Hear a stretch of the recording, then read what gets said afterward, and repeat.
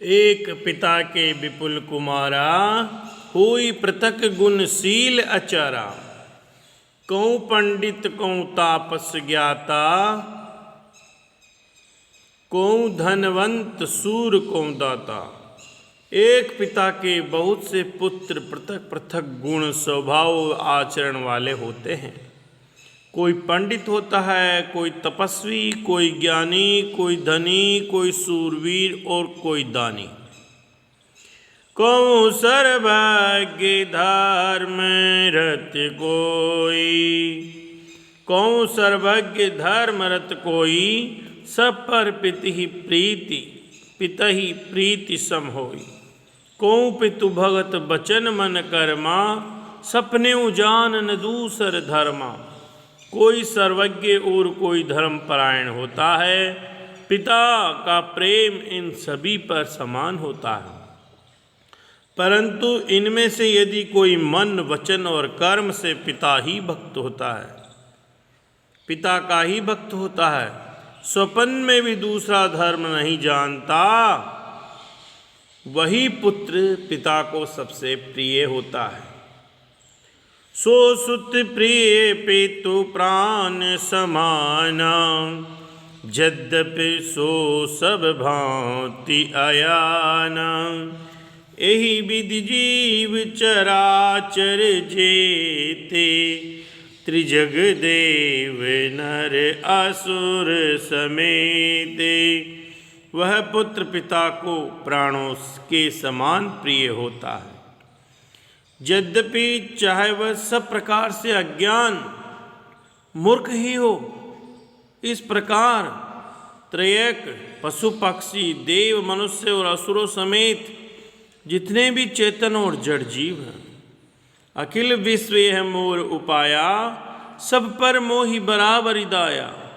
तिन मह जो परिहरि मद माया, भजे मोहि मन बच रुकाया।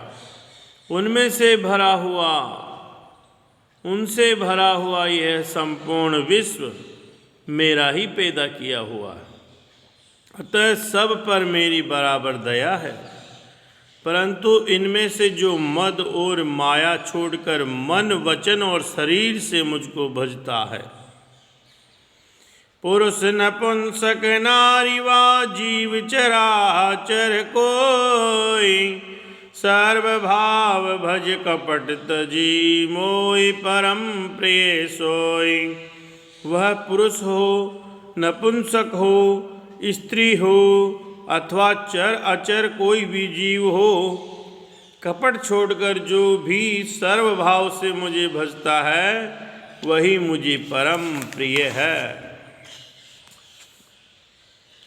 सत्य कहूँ खग तोई, सुचे सेवक मम प्राण प्रिय।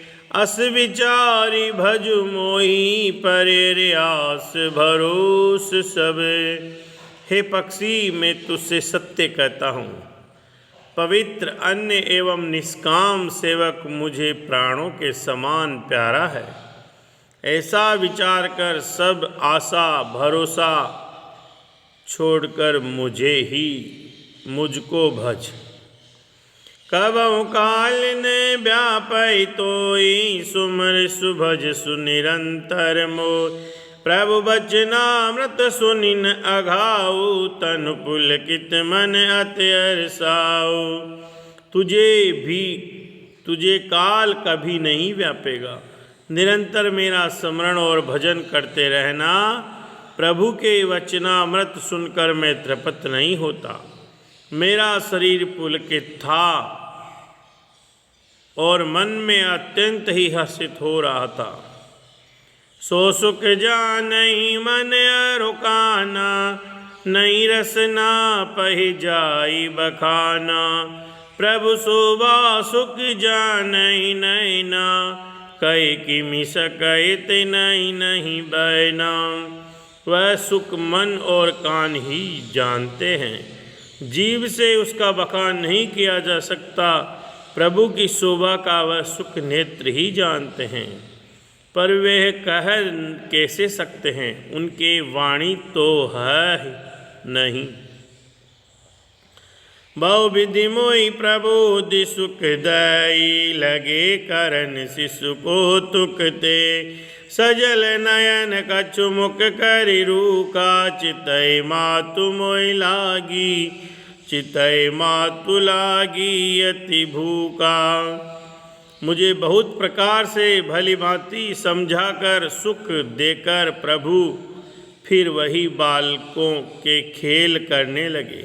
नेत्रों में जल भरकर और मुख को कुछ रूखा सा बनाकर उन्होंने माता की ओर देखा और मुखाकृति तथा चितवन से माता को समझा दिया कि बहुत भूख लगी है।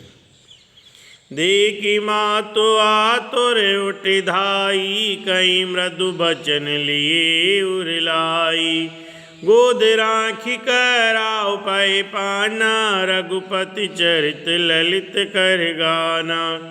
यह देखकर माता तुरंत उठ दौड़ी और कोमल वचन कहकर उन्होंने श्री राम जी को छाती से लगा लिया।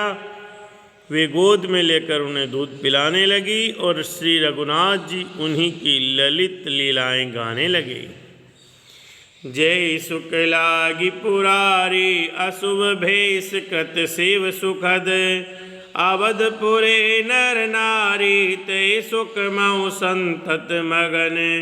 जिस सुख के लिए सबको सुख देने वाले कल्याण रूप त्रिपुरारी शिवजी ने अशुभ भेष धारण किया, उस सुख में अवधपुरी के नर नारी निरंतर निमग्न रहते हैं। सोई सुख लवलेस जिने, बारक सपने उलेऊ। ते नई गनई खगेश, ब्रह्म सुखई सज्जन सुमति। उस सुख का लवलेश मात्र जिन्होंने एक बार स्वप्न में भी प्राप्त कर लिया, हे पक्षीराज वे सुंदर बुद्धि वाले सज्जन पुरुष उसके समान ब्रह्म सुख को भी कुछ नहीं गिनते। मैं पुण्य अवध रयूं कछु काला, देखऊं बाल विनोद रसाला। राम प्रसाद भक्ति बर पायऊं, प्रभु पद बंदी निजाश्रम आयऊं। मैं और कुछ समय तक अवधपुरी में रहा और मैंने श्री राम जी की रसीली बाल लीलाएं देखी। श्री राम जी की कृपा से मैंने भक्ति का वरदान पाया। तदंतर प्रभु के चरणों की वंदना करके मैं अपने आश्रम पर लौट आया। तब ते मोइन व्यापे माया, जब ते रघुनायक अपनाया। ये सब गुप्त चरित में गावा, हरि माया जिमि मोहि न चावा। इस प्रकार जब से श्री रघुनाथ जी ने मुझे को अपनाया, तब से मुझे माया कभी नहीं व्यापी। श्री हरि की माया ने मुझे जैसे नचाया वह सब गुप्त चरित्र मैंने कहा। निज अनुभव अब कहूँ खगेसा, बिनु हरि भजन न जाई कलेसा। राम कृपा बिनु सुनु खगराई, जानि न जाई राम प्रभुताई। हे पक्षीराज गुरुड़, अब मैं आपसे अपना निजी अनुभव कहता हूँ। वह यह है कि भगवान